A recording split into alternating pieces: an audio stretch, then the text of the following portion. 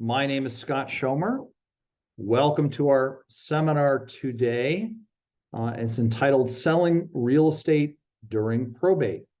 We are very excited to have you here. The main focus of this seminar is really to talk to the brokerage community, to give a little education for real estate agents and brokers. But if you're an investor or just somebody that's interested in the topic, we're happy to have you. We're gonna go over the specific sale process that occurs during probate, because it is a little bit unique and it has a number of interesting quirks to it. At the end, we may have a few minutes for questions and answers. This seminar today is by no means intended to cover everything related to probate sales, or trust administration or postmortem administration. But hopefully it'll give you a deeper understanding of some of the core issues that we face today. So without further delay, let me jump right into it. So our agenda for today is going to be, first up, an introduction to me, so you have an idea of what I bring to the seminar. Next, we'll cover what is probate. After that, we'll talk about the necessary steps to accept an offer to sell real property during a probate administration. After that, we'll talk about what to do after an offer has been accepted. The confirmation hearing, this is the part that's often very scary for a lot of folks. Then we'll talk about selling if you have full IAEA authority. If you don't know what IAEA authority is, don't worry, we're going to get to that as well. After that, we'll save some time for questions and answers. So without further delay, let's get started. So first up is, who in the world are we? We are the Schomer Law Group. I am Scott Schomer. Our office is located in El Segundo, California. We with our practice are focused on estate planning, probate and trust litigation, probate and trust administration, conservatorships, and tax planning. So even with all these topics, I often get questions like, oh, do you prepare powers of attorney or do you prepare trusts? Yes, that's what we do. We do estate planning. But we also have very deep roots in the probate court. I've done hundreds and hundreds of hearings over the 30 years I've been practicing, and been in virtually every department in the Los Angeles Superior Court, and we're there on a regular basis. So that's who we are. I am a graduate of Boston University School. That's where I earned my law degree. I've been an attorney licensed continually in California since 1990. I am a certified specialist in the areas of estate planning, trust, and probate law. That's certified by the State Bar of California. I'm the founder of the Schomer Law Group, and I am also a financial advisor. And I do that. I am a member of Abundance Financial Coaching. We're a group of lawyers that have gotten together, and we think we have a better way to help people with fiduciary financial investing. I've been recognized by my peers as a super lawyer. I think I'm about 12 years running with that award, also a 5-star wealth manager. And I have been admitted to the Multi-Million-Dollar Advocates Forum. That's an award that's reserved for less than 1% of the attorneys nationwide. That means that I've actually taken matters to trial and won judgments in excess of several $1 million. But the name of the firm is not just Scott, and we have a whole group of really outstanding professionals here to help you. So let me introduce the team. First up are our attorney staff, and that includes Melissa Padilla-Lemus, Nathan Coppernall, and Anita Shaw, deep roots in this area. Our chief financial officer is my better half and my spouse of almost 30 years, Colleen Schomer. In addition, we have an amazing team of paraprofessionals, including Caesar Gill, our estate planning manager and operations director, Nancy Berg, our senior probate and estates paralegal, Daniel Prebick, our probates and estate paralegal, and Gina Bentley, our paralegal and administrative assistant. If you want to learn a little bit more about us and our team, feel free to visit our website. We post videos like this on our website, and we also have a very robust social media presence. If you surf the internet, you can read and download and read our regular newsletter, Your Estate Matters. We have free reports on the internet. If you provide us your email address, we can provide you articles and updates about various developments in the law. And of course, we have a Facebook page, a Twitter account, a YouTube account, and a blog. One of the things that I'm most proud of is the blog. We have over 1,000 posts, and I regularly get calls from around the country from attorneys that are out doing their research. They find things that we've posted, and then they looked us up. So that's who the Schomer Law Group is at its core. And it's one of the reasons why over a decade ago, we were invited to join an organization called the American Academy of Estate Planning Attorneys. This is to help us bolster our administration and planning practice. We think it's the best organization of estate planning attorneys in the country. We are one of a few member firms in this area. But you don't have to take my word for it that it's one of the top organizations. If you're a reader of Money Magazine said if you're looking for an estate planning attorney, go look for an Academy member, as did Susie Orman in her book, 9 Steps for Financial Freedom. So that's who we are, and that's what I bring to the seminar today. And so let's get to our next step, which is, what is probate? Now, for some of you, this is it's like falling off a bike. You know all this stuff. So please forgive our review, but it doesn't help to sort of go over some of the basics to make sure that we understand what we're talking about. So the term probate has several common meanings. The first one is that I like to think of probate as a lawsuit that you file against yourself for the benefit of your creditors. I know that sounds like a crazy definition, but essentially what it is if you've not created an estate plan and you pass away and you have assets, particularly we're talking about real property today, you have assets that need to be sold or need to be passed to the next generation, it has to be done through a court proceeding. The way you start a court proceeding is you essentially file a lawsuit. That's what probate is.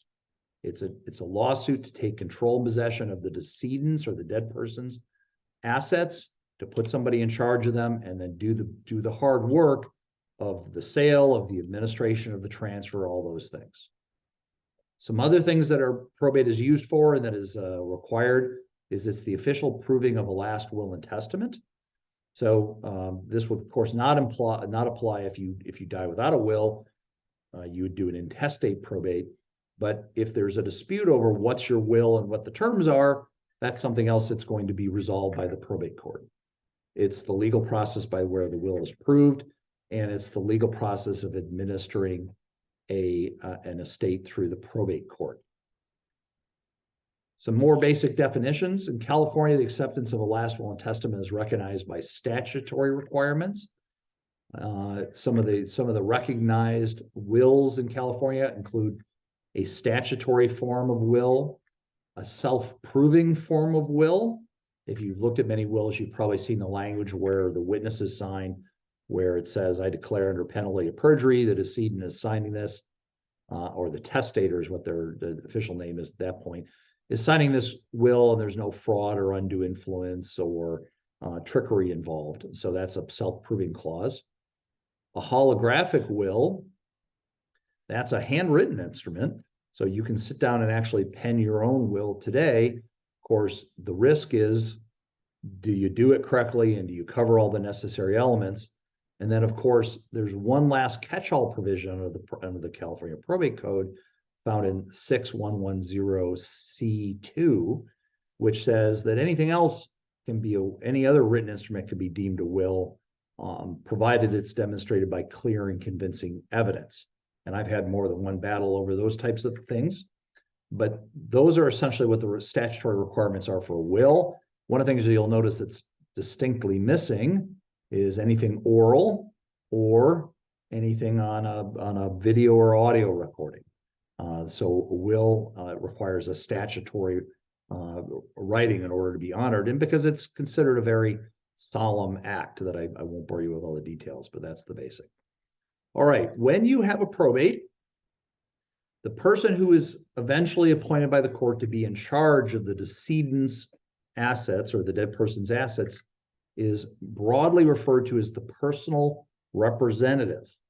Now, you may know this person by the names executor or executrix. That label only applies if you are specifically named in a will. and you agree to serve in that capacity. So if there's no will, there's not going to be an executor and executrix. The other broad provision you're going to get is you're going to get an administrator position. That's in a situation where there's either no will or the person who is named in the will is not acting.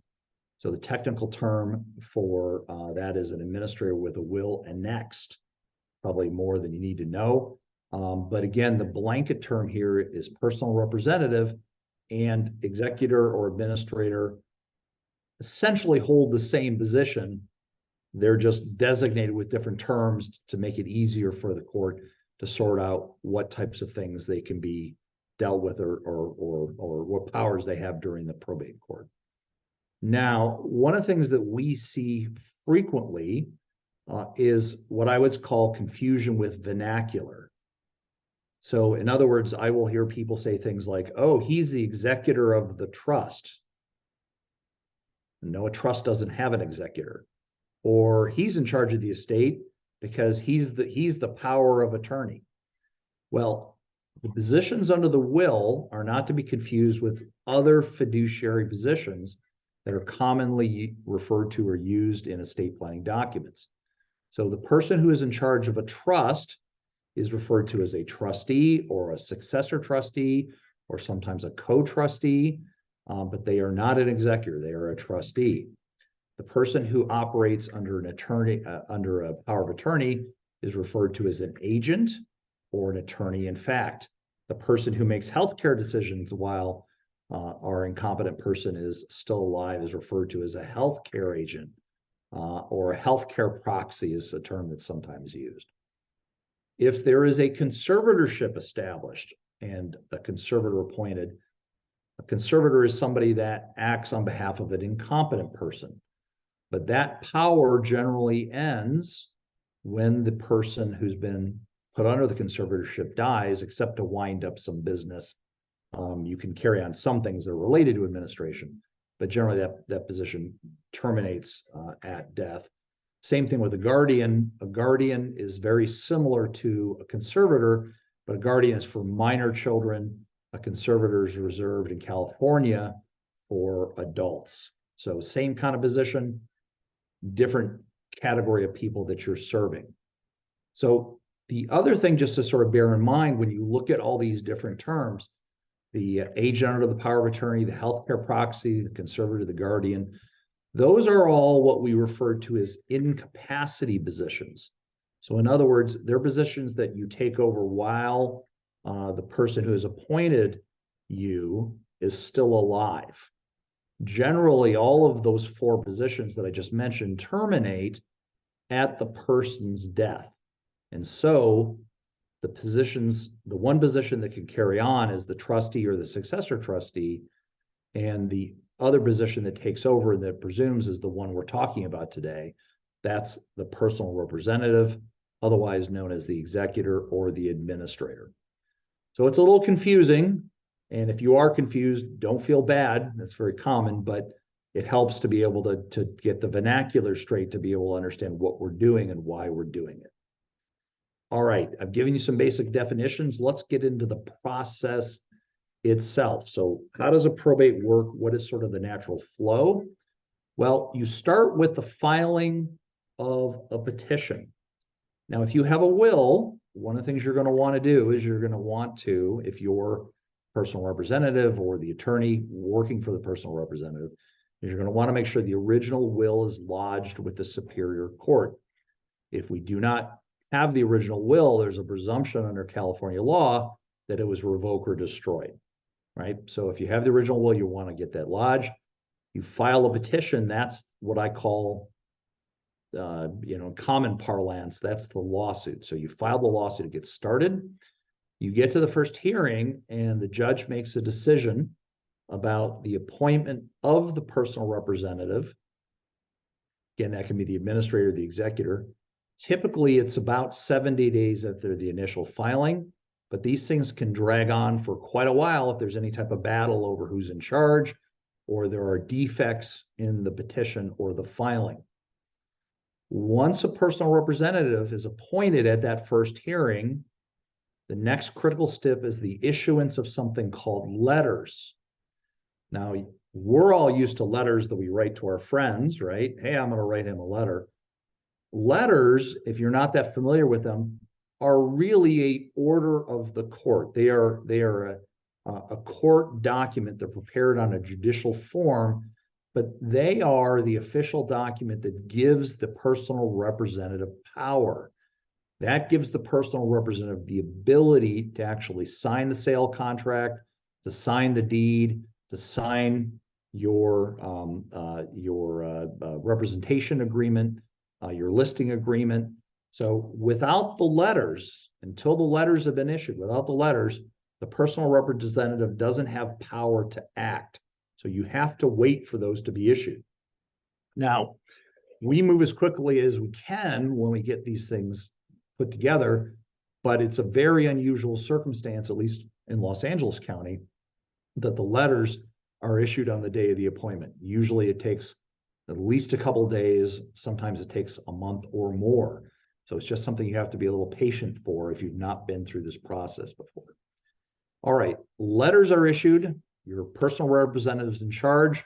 The next big step is that the personal representative has to publish notice to creditors. You want to make sure that all the creditors know that there's a probate, because there's a very strict time limit for any creditor to file a claim and assert a claim inside of the probate. Their next job is to marshal the assets, inventory, and appraise. And there are particular requirements as to how assets get appraised once they are probate assets. And of course, during this time period, the creditor claim period, you have to let at least 120 days lapse before the personal representative can move to close the estate and distribute the assets. So when you are all finished, when you get through all of these big steps, and there can be other ones, including dealing with taxes, dealing with litigation, dealing with disputed claims, opening ancillary probates in other jurisdictions. But once you get through the basics, the personal representative then has to account for his or her actions as the personal representative, prepare a petition to close and distribute, either with an accounting or based on a waiver of accounting. And that's when the court goes through and reviews and confirms that the personal representative has acted properly, has done everything correctly, and that the estate is indeed ready to close. So, how do we know if there is going to need a probate? Well, this is sometimes a challenging situation. The easiest way to think about it is if there are assets that are in the decedent's name alone with no other arrangements. So if you're a real estate agent, for instance, and you're pulling title, and you pull up title and it appears to you and or your title representative that the property is owned in the name of a husband and wife, and maybe the husband just died, that's not going to be a probate asset in most cases if it's held in joint tenancy, because it's going to pass automatically to the surviving spouse. So you're not going to need to do a probate. But where you're going to need to do it is, for instance, if the person who died is a widower, or the person who died was single and never was married, and the asset is in their name alone, and they're not available to sign or transfer or sell or list the property. That's when you're going to need to open a probate. That's when you're going to need to appoint somebody to do this legal work for them. So in a probate, of course, we've been through sort of the structural procedural steps, but part of what you do is you resolve disputes. As I indicated before, you inventory and appraise assets. You make sure that creditors are paid. You change title to assets, depending on what your circumstances are. And eventually you're going to distribute assets when the matter is concluded. So what are the advantages of probate? Why might you want to do this? So one is that if you've got somebody that you know is in the middle of a bunch of lawsuits, probate is a great way to put the brakes on claims and get them all into the probate court and provide a structure and a mechanism to get them reviewed. There's very strict timelines for creditors, and I try not to laugh at people's expense, but every now and then I'll get a client that'll come in and say, well, I don't trust any of my family to do this right. I want to make sure somebody's watching over what they do. Well, that's what happens in probate, is that the person who is appointed gets supervised by the judge and often has to post a bond with personal liability to be able to do this. So that's a great advantage if that's something that you're worried about, is who's going to run this, who's going to run your affairs after you're gone, and are they going to be responsible and accountable? Well, the probate court will make sure that they do. So those are the advantages. What are the disadvantages of probate if you're not familiar? Simple answer is time and money. So it is expensive. There are court fees, there are publication and bond fees, there are executor and attorney's fees. The easiest way to estimate it is that typically you're going to pay between 4 to 8% of the gross value of the estate for the privilege of processing it through the probate court. So on an estate that's worth about $1 million, and remember, when you're evaluating real estate, you're not looking at the equity in the real estate, you're looking at the gross value of it. So if you have an estate that's worth about $1 million, let's say $1 million house, you're looking at about $50,000 in fees and costs to process something through a probate. Next up is it's time consuming. I have down here that it's a minimum of 9 months. In LA County, it's more typically about a year to 18 months. Frequently can take several years to do. Some probates I've worked on have been open for decades. And of course, all of this is done in the public forum. So if you're the type that don't really want the world and your neighbors to know how your affairs are being handled or what your net worth was at the time of your death, probate court is not the place for you. And it's better to keep it all private. And then of course, multiple probates, one of the things that people often overlook is that in particular, when it comes to real property has to be probated, if it's held in your name, in the jurisdiction where it's located. So let's say you're a California resident, but maybe you were fortunate enough to inherit some farmland down in Louisiana from your Aunt Sally, or maybe your cousin Fred left you a cabin in Maine, or maybe some a nice little second house up in Seattle. You might have to open up another probate in each of these jurisdictions where you own real estate. So that means not just doing one probate, potentially doing 2, 3, 4, wherever you hold real estate, which of course means hiring separate lawyers in all those jurisdictions, paying separate fees and costs, being subjected to all the laws of those particular jurisdictions. So it's kind of a pain in the butt, but that's one of the things that has to happen in a California probate or in any probate in the United States.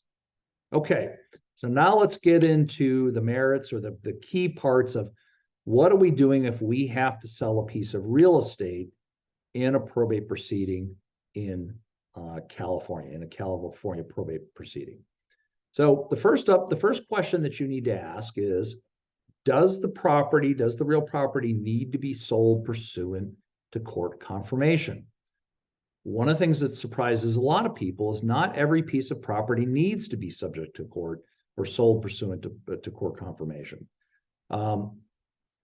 So usually the determination depends on whether or not the personal representative, the person in charge, has been given full powers or limited powers under the IAEA, which stands for the Independent Administration of Estates Act.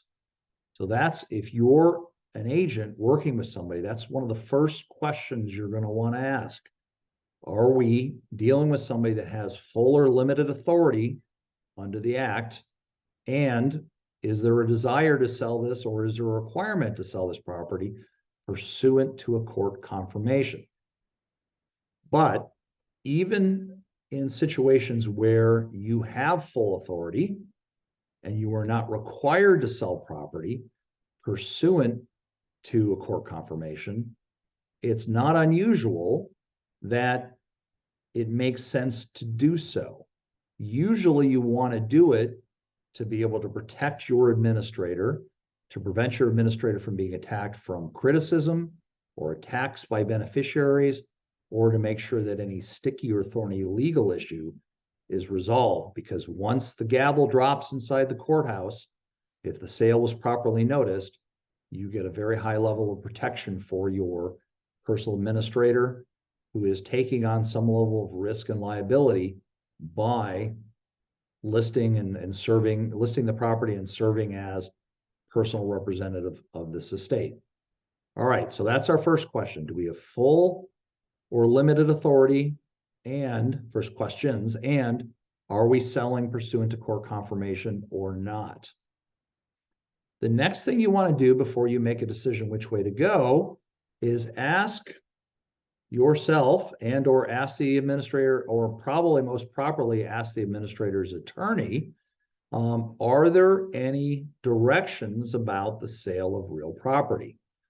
This is not frequent, but every now and then you do see instructions in a last will and testament about how real property is to be sold.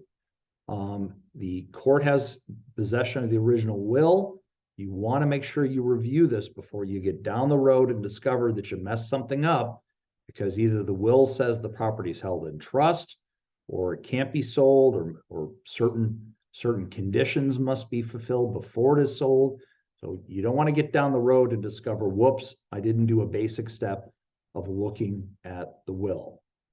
Okay, so you found your client, you found your personal representative. Looks like we want to do a sale. Looks like they want to work with you. Now we get to the listing agreement. So, personal representative may only enter into an exclusive listing agreement with a licensed real estate broker for an original period not to exceed 90 days. This is a mistake I see on a regular basis. More often than not, real estate agents send over listing agreements that give them exclusive rights for 6 months or sometimes even longer. I've seen some ridiculous listing agreements. The administrator only has authority to do it for 90 days unless you get special exception from the court. So don't be a problem in this regard. Demonstrate your worth not by locking this thing down, not by locking the client down, but by doing the good work and showing how you add value to the estate. All right, the agreement generally must be approved by the court unless the personal representative is acting under full IAEA. You can include one or more extensions for the same period of time unless the court limits you. And if the extensions go beyond 270 days, the administrator is going to have to use what's called a notice of proposed action or get approval from the probate court to have a listing agreement for longer than that time. I have had some cases where we have stepped in and been charged with selling property that is just, for whatever reason, ridiculously difficult to sell. And it's the kind of thing where the real estate agent maybe doesn't want to get involved unless they know they're going to have adequate time to market it, maybe invest some resources in advertising, that type of thing. So this can be done, but remember that your default is that you want to stick with a 90-day listing agreement.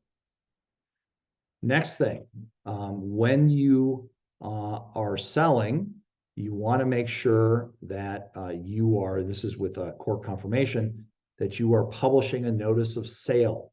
This is the step that is most frequently overlooked, and if not coordinated with counsel, can result in a denial of a petition to confirm the sale of real property. The notice of sale procedure must be used unless the will gives the personal representative full IAEA powers. So if you're doing a private sale, if you're not seeking court confirmation, you don't have to do this. But if you're going to go into court, if you're going to do an auction, if you're going to have it conformed or confirmed, you have to publish notice of sale.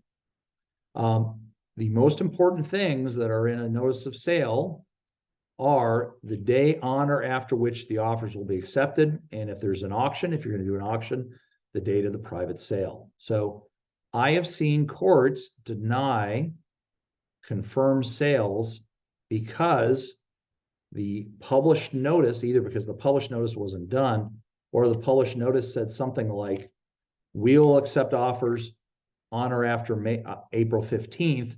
And then they go forward with an offer that's been accepted on April 7th, a week or two before. The court will just flat out deny that, and you'll have to start over. You'll have to start the whole process over, which means potentially re-noticing the publishing the sale, and then re-petitioning the court to get the sale approved. So as a real estate agent or a real estate broker, this is generally not something that you do. This is something the personal representative should handle with his or her attorney, but you certainly want to make sure that you're attuned to this requirement and that you're attuned to making sure that you do not accept offers prior to the date on or after which the offers can be accepted. Right? That's a disaster, and it just makes everybody look bad. The notice of sale must be published at least 3 times over a period of not less than 10 days, with the third publication at least 5 days after the first.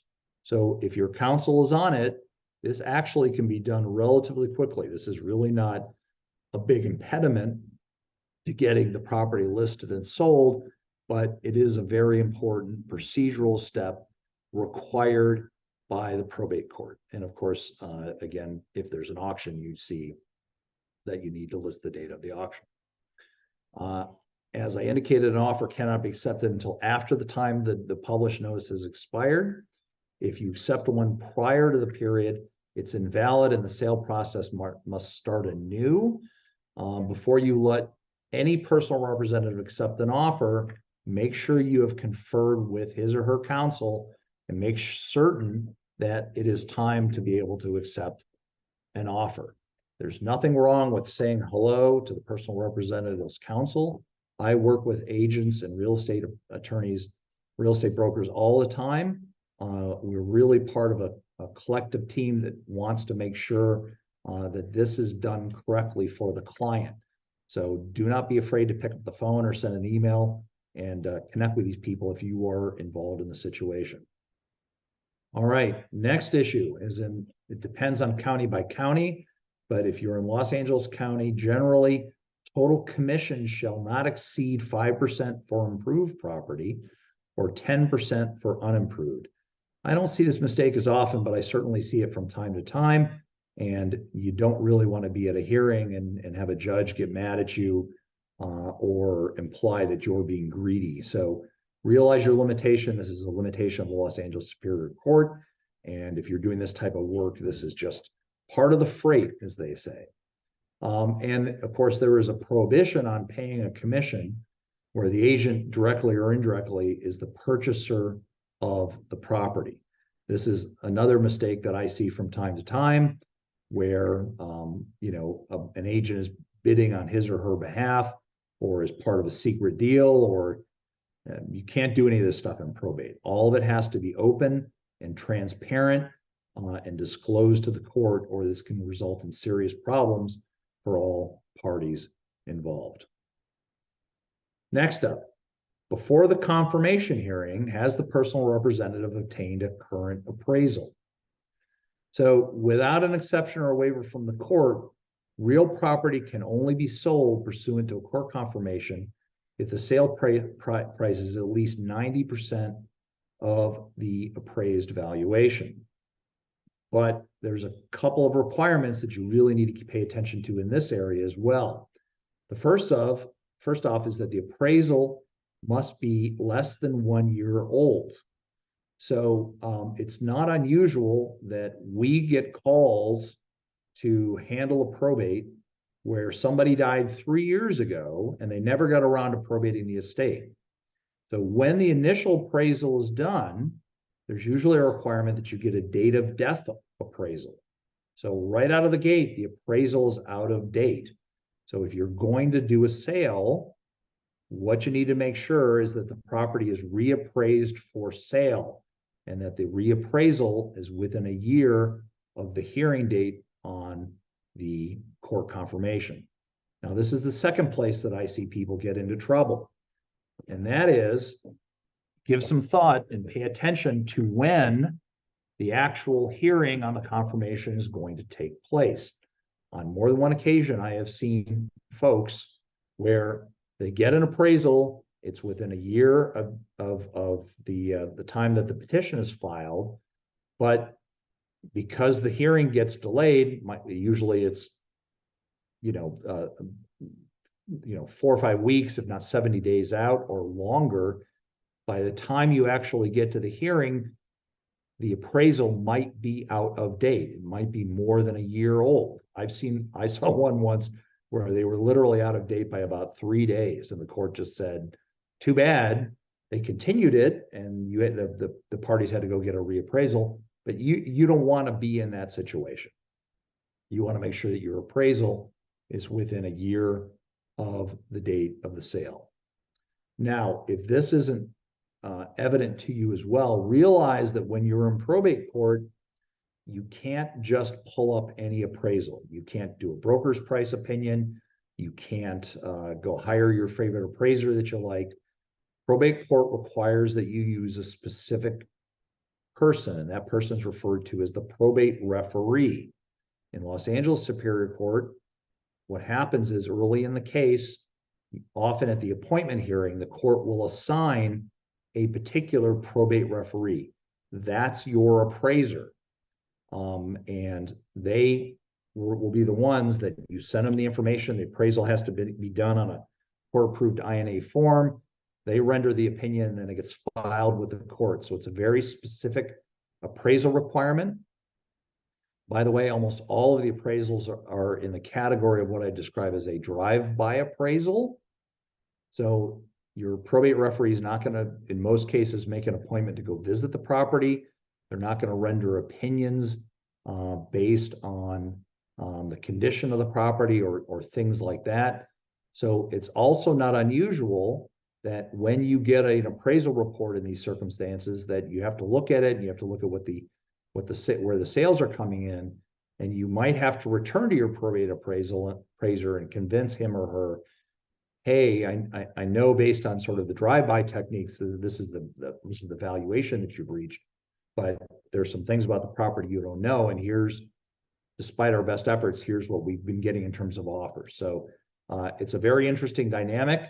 You want to be attuned to it, but the big red flag for you as a real estate professional, or as somebody that's doing the sale or buying this piece of property, is it has to be within 90 days, and the appraisal can't be more 90%, and the appraisal can't be more than a year old. Okay. Now, also, when you're looking at title, when you're examining the sale of this stuff, of this asset, make sure you ask yourself, are we talking about 100% interest in real property? If you're not talking about 100% interest in real property, the probate court does not allow the sale of real property assets that are fractional. So what that means is you either have to get the cooperation of the co-owner, or the attorney has to go back to the drawing board and investigate a partition claim, which is the forced division of the jointly held asset. One of the more entertaining cases that I ever had is I was selling a piece of property that was jointly owned between a brother and a sister. The sister was under a conservatorship. We got the brother's cooperation. They both agreed to sell. We filed the petition for confirmation of sale, and before we got to the hearing, the brother died. So our co-owner was not able to complete the sale. What we ended up having to do is rush off and open up a probate for the brother, and then get immediate authority to be able to sell the real estate on the brother's behalf. So it resulted in, I think, 1 or 2 continuances to get all the pieces lined up. But when you have jointly owned assets, that's another big red flag that you need to pay attention to. You need to either have cooperation, or you need to get the joint owner out through the partition process. Okay. So in my world, I think it's a wise idea for an agent to review a proposed notice of sale prior to publication, or to ensure accuracy, or even a notice of proposed action if you're going to follow that procedure. The real estate agent or the real estate broker is the one with the expertise in titling and how the property is going to be sold, and all those types of things. So go through our basics. Is the property description and address accurate? Are the terms of the sale accurate? So in other words, are you going to require, this is almost unheard of, but are you going to require a 20% down Or is it going to be more like a 5% or a 10% down for anybody that wants to try to bid on it? And is it clear from the notice of sale that the terms of the sale are as is, where is? That one's much more common these days. People understand that, but also that the sale is conditioned on court approval. All right, there's a lot of detail in there. Those are your basic steps. Well, let's get to the next step. Is now you've got an offer that's been accepted and we have our court confirmation hearing pending. What are the things that you need to do and how does this work? So, starting with the confirmation process, you want to make sure that you give notice to all interested parties and their realtors, their agents or their brokers. The sale confirmation process is started by the personal representative through an attorney filing a petition to confirm the sale of real property. In Los Angeles County, the petition is usually scheduled for hearing 70 days after it is filed with the court. Notice of the court confirmation hearing should be given to all parties and their agents. So this is one area, and I don't mean to finger wag, but I'll do it a little bit. You have to remember that the entire intent of this process and the personal representative's duty as a fiduciary is to get the highest and the best price for this property. And the probate court is making the personal representative jump through so many hoops, I would say largely because in the past, there have been people who have been bad actors. So these rules have all arisen for a reason, and they're to make sure that there aren't any questions, that there's nothing smelly, stinky, or corrupt about the process, that you're letting the world know, and this is an auction, and all of these actions are designed to really get the highest and the best use of the property and the highest and best price for the sale of the property. Because the personal representative's duty is to get as much money to the beneficiaries of the estate or the creditors of the estate. That's what they're trying to do. So notice, notice, notice, notice. Do not be afraid to give it. Continue marketing and allowing inspections of the property.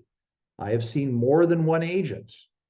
Once a petition has been filed, and as we indicated, it often takes 70 days to get to the hearing.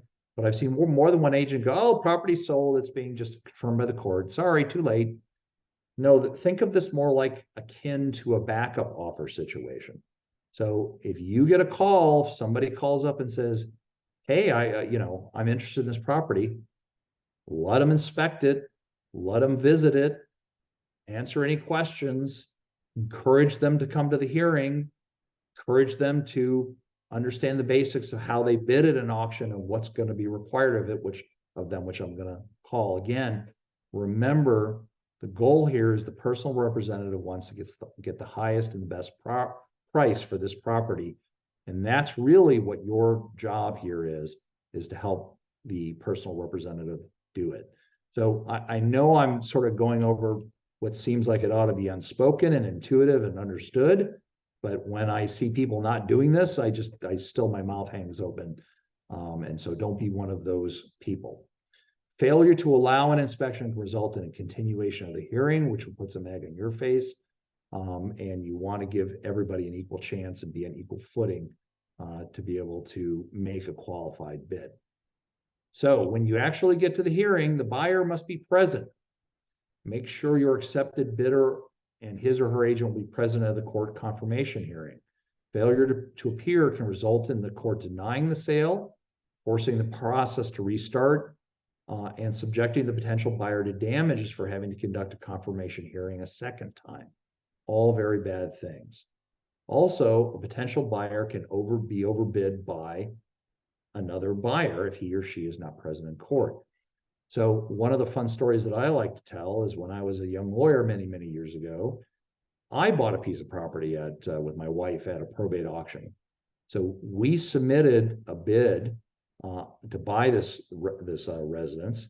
And even though we had the same bid as a developer, the personal representative accepted the developer's offer and not ours. So we showed up at the hearing. The original bidder, I guess, thought he was arrogant, didn't bother to show up. And we overbid, and there was another lawyer that was there bidding and competing with us. So it was a two-way bidding war between the two of us. We ultimately were successful, but this stuff happens in a flash of an eye. In fact, one of the heartwarming stories I like to tell is my dear wife, who's very intelligent and very well educated, walked out of the court hearing and looked at me and just said, "What happened?" I said, "Congratulations, you bought a property." It happens that fast. Nothing is final until the judge drops the gavel. The process is designed to maximize exposure to the market. You should encourage this. If nothing else, it's fun and entertaining. I actually had one piece of property that was incredibly interesting, where even the probate referee only thought it was worth about $8 million, and a couple of buyers showed up and got into a bidding war, and this thing ended up selling for twice that price in the probate court. We think at the time, it's about 5-6 years ago, that it was the highest residential property ever sold. So sit back and enjoy the ride and be part of the success. The broker's commission went up significantly that day, and you can help yourself too by delivering good value to the client. Overbidders and qualifying for the sale. So anyone representing a potential overbidder should be prepared with a deposit. Typically, it's 5% of the first overbid price, and proof of cash or qualification for financing for the balance. So you have to show, if you're going to bid, you have to show that you have the means to be able to do it. So if you're representing somebody that learns about this late, that wants to come to the auction, one of the best things to do is contact the listing broker and say, "Hey, I've got Sue and Mary Jones, and they would like to come bid, and exactly what are your requirements? What do you need to see to feel comfortable that my clients are qualified to bid on this property?" So reach out to those folks. If you're representing the personal representative, cooperate. Again, your job is to help drive the highest price. If you show up unprepared, there is a possibility that the listing broker could stand up in front of the court and say, "Well, yeah, Bob and Sue are here, but I have no evidence that they're qualified. They have no funds, they have no money. I don't want to let them bid." Because what the court doesn't want to do is waste its time and enter a court order saying it's going to Bob and Sue if they're not going to be able to close the deal. Once the gavel drops, there's no further inspections, there's no contingencies. The only contingency is the buyer delivering his or her money to the escrow. That's it. So you want to make sure somebody is qualified. So as I indicated in the last, if you represent a buyer, it's a good idea to contact the listing agent. Advise them that you're coming, that you're intending to appear. Make the whole process go more smoothly. Now, how do you figure out what the bids are? It's a relatively simple formula. It's the first overbid is the sale amount equal to the accepted offer, increased by 5% plus $500. That's it. So just do the math, add up the numbers, and that's the first required overbid. Now, what's the next overbid over the first overbid? That's completely up to the discretion of the judge.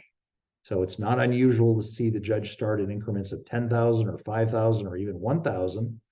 But I just told you the story about the property that went in with a confirmed offer at 8 million and sold for 16 million. I can assure you that the judge was not increasing the bids by 5,000 or $1,000. Judge was taking great leaps, auction over auction. So it just depends on the circumstances. But if you're somebody that's going to go into one of these auctions, the really simple basic rule is to know what your limits are in advance. Map it out. I can go up to this price and not a penny further, and be prepared to, keep bidding until you don't want to bid anymore. Decisions must be made fast, and the potential buyers are well advised to have considered their financial limits.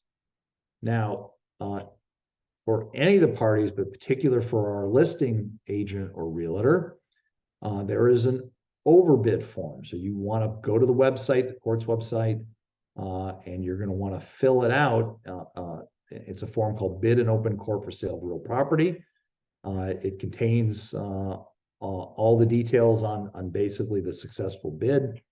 It requires the details of the names of the purchaser, the sale terms, the commission division, and the manner of vesting. So that is the most probably the thing that makes a lot of the buyers sort of become deer in headlights is they want to know how you take title. Are you going to take title as Scott, or are you going to take title? Did you form an LLC, and are you going to put title into the LLC, or are you going to do something else? Be prepared to tell the court, because the court is going to issue an order saying, upon closing of escrow, title of the property is vested in the following names. So they need to know what those names are. So be prepared to address that. And be prepared to address the court on that issue orally. All right. So that's the auction process, the court confirmation process. It is an exciting process. I hope you get to participate in it someday if you never have. It's I go to court a lot. In fact, I've been in the middle of a trial last couple of weeks, and I know a lot of people express reservations and they get scared, but it's just people talking in a room. So, go watch it sometime if you want. Go see it, and I encourage you to do it. It's a good thing. All right, part 5: selling property with full authority. So now we're going back to the beginning. Remember, one of the very first issues we discussed was whether or not our personal representative had full authority or limited authority. I also talked about the idea that even if you have full authority, you may want to go through the more rigorous process that I just described, which is the court confirmation process. But a lot of people, a lot of agents even, are surprised to learn that if you have full authority, you don't necessarily have to go through this full process. However, there are still 1 or 2 other technical requirements. So when you have full authority and you do not want to engage in the court confirmation process, you still have to give notice to the beneficiaries. The purchase offer must contain language advising the buyer that seller's acceptance is conditioned on full compliance with the notice of proposed action procedure. If you've not dealt with this procedure, in probate court, it's a judicial counsel form. And essentially what happens is the personal representative accepts an offer with this contingency in it.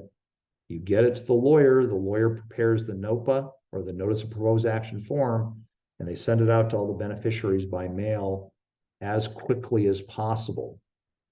You have to let a 15-day clock tick.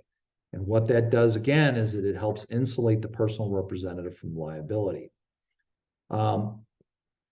The offer is not effective until the 15 days has passed and the service of the NOPA, and there are no objections. If there are objections to the sale, and I've had this happen on more than one occasion, then you basically have to go into probate court and ask the probate court for directions as the personal representative on what to do. I have one of these cases pending right now where we gave a NOPA and we received the personal representative received several objections. We put it in front of the court, and basically what the court ordered us to do was to start over, said, I'm ordering you to comply with the court confirmation sale process, which means we had to publish notice of sale, which, if you remember, by definition means that the accepted offer is void. And then once we had accepted an offer after the date of the published sale process, then we had to make sure we hit the 90% requirement, and then we petitioned the court and asked the court to confirm the sale. So this is another level of protection. And really, remember, if you're working for the personal representative, if you're working for the executor or the administrator, that's one of your primary jobs, is you want to protect this person. You want to make sure that they're doing their job correctly. And if you have concerns, the law, although people do this, violate this from time to time, but the law generally requires that a personal representative have legal counsel, have representation. So if you have concerns, connect with their attorney, call up the attorney, hey, did we miss something? Hey, did you do this? Did we make sure we did it correctly? You add value by being a second set of eyes on a very complicated and complex procedure, and you're there to help and protect the client. Okay, if there are no objections to the notice of proposed action, the executor or the administrator can, I'm sorry, if there are objections, the administrator can negotiate with the objecting beneficiaries. I've done that before. Seek directions of the court, that's what we just talked about, or make the decision to cancel the sale. Failure to comply with the procedure makes the administrator vulnerable to later attack and even a possible surcharge. So again, that's part of what you are doing, is you are there to help protect the personal administrator. It's a noble cause, and I hope you take it as seriously as we like to take it. So that's the process of selling property in probate. I think you get a pretty good sense of how technical and complicated it can be. Lots of agents, brokers, and even attorneys mess this up. So you might be asking yourself after watching all this, is there a better alternative to this? And yes, there is, and that's doing some good estate planning. So when you're out in the world talking to people, buying and selling houses, helping them buy and sell houses, advising them on protecting their wealth and protecting their legacy, everybody that owns real estate in California should have a living trust. It is just a far superior device, and it allows you to avoid the probate court system. So, keep that in your arsenal. Think about, and you might even want to ask yourself, when was the last time you looked at your living trust? Do you have confidence that it works correctly, that it's set up correctly, that the assets are funded in it, that title is vested in it? As a group of people that look at title on a regular basis, I'm sure you've encountered situations where maybe people have a trust and they never put their property into it. And maybe there's some other technical problems, or the trust hasn't been updated, or the trust leaves money to people that the people don't, the decedents didn't really want to leave it to. So do some good estate planning, stay connected, and you're going to render terrific value and services to your clients.